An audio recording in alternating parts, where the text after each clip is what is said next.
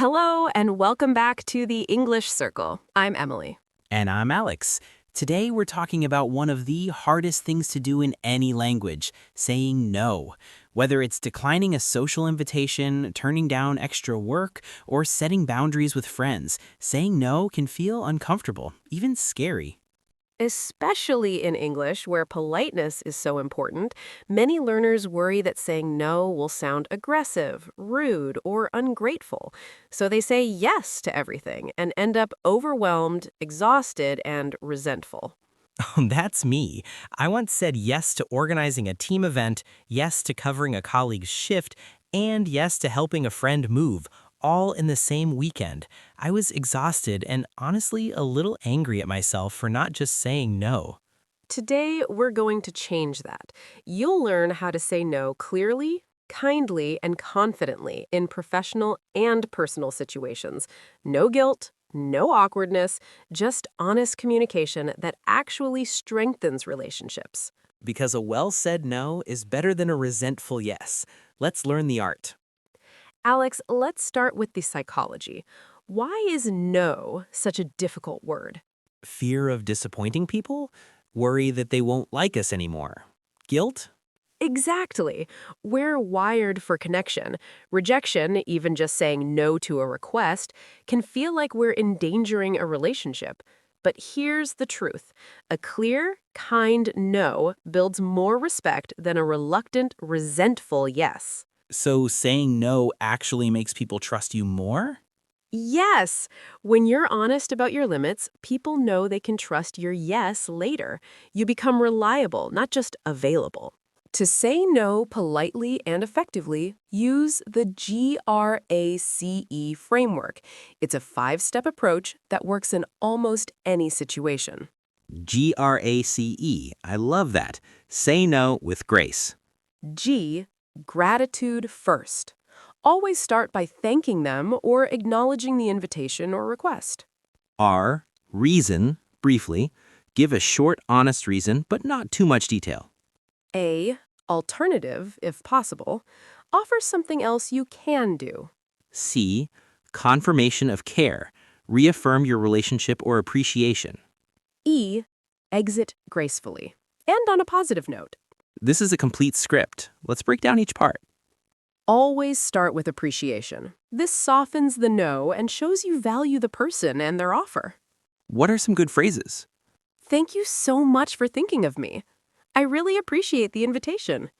Thanks for reaching out about this project. I'm flattered you asked. Thank you for considering me for this. So before the no, there's a warm thank you.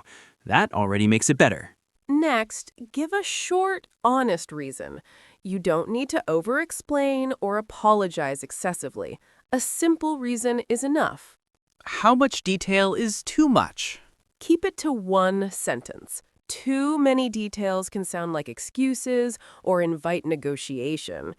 Examples: I already have a commitment that day. My schedule is completely full this month.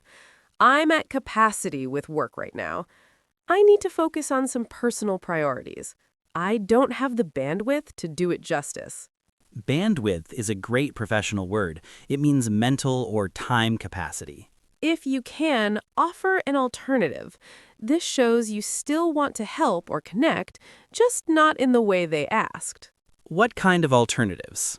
I can't make the party, but let's grab coffee next week. I can't take on the full project, but I'd be happy to review your draft. I'm not available Friday, but I could do Monday instead. I can't commit to that, but I know someone who might be perfect. I can't help this month, but please check back with me in June. This turns a no into a not right now, but. It keeps the door open. Reaffirm your relationship. Let them know your no isn't personal. Phrases for this? I really value our work together and hope we can collaborate in the future. You're so important to me, and I hate to miss this. I hope you have a wonderful time. I'll be thinking of you. I'm so sorry to miss it, but I know it'll be amazing. I really appreciate you understanding. This reassures them that the relationship matters more than this one request. Finally, end on a positive note. This closes the conversation smoothly. Examples? Thanks again for thinking of me. I hope everything goes wonderfully.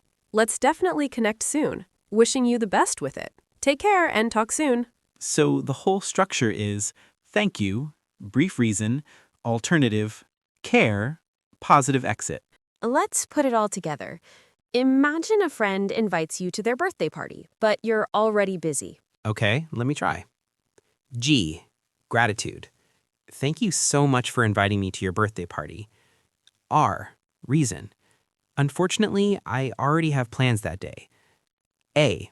Alternative. But I'd love to take you out for coffee the following week to celebrate properly. C. Care. You know I hate to miss your celebrations. You're so important to me. E. Exit.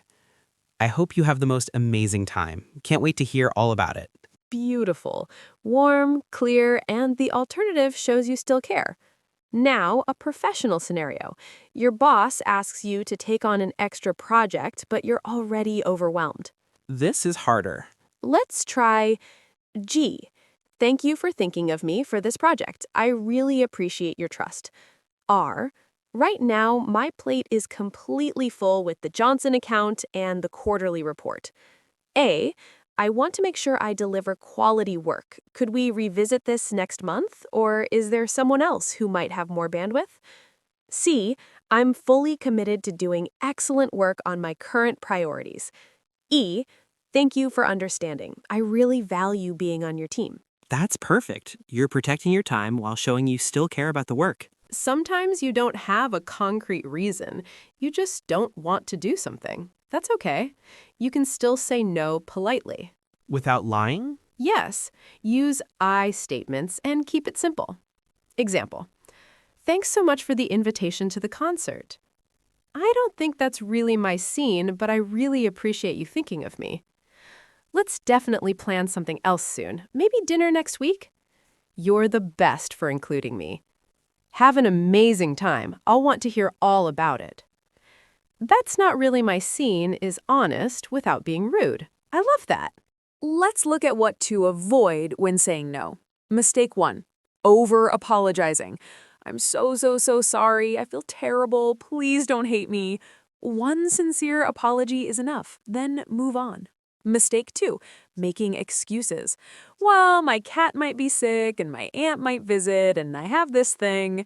One brief reason is enough. Too many details sound like lies. Mistake 3.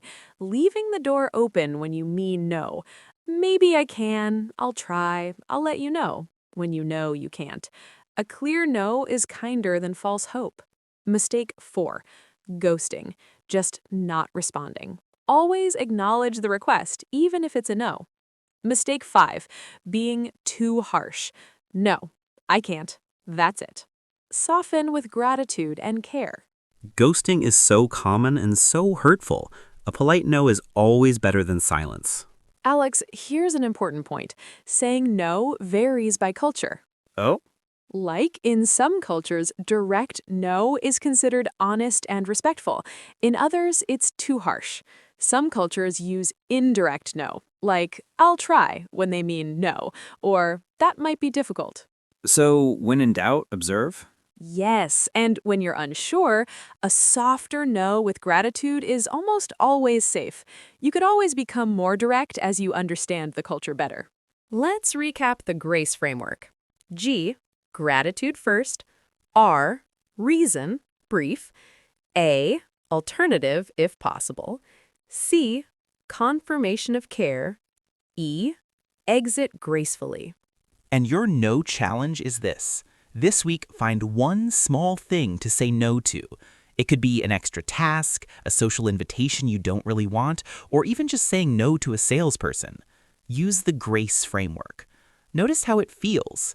Does the world end? No. Do people still like you? Probably yes. Alex, what's one thing you're going to say no to this week? A colleague keeps asking me to join a project I don't have time for. This week, I'm going to use G.R.A.C.E and politely decline. Proud of you. Listeners, now it's your turn. In the comments, share a situation where you need to say no or a time you said no well. What phrases did you use? How did it go? Let's learn from each other's experiences. If this episode helps you set boundaries with kindness, share it with a friend who's always saying yes to everything. Subscribe to the English Circle for more episodes that help you communicate with confidence and care.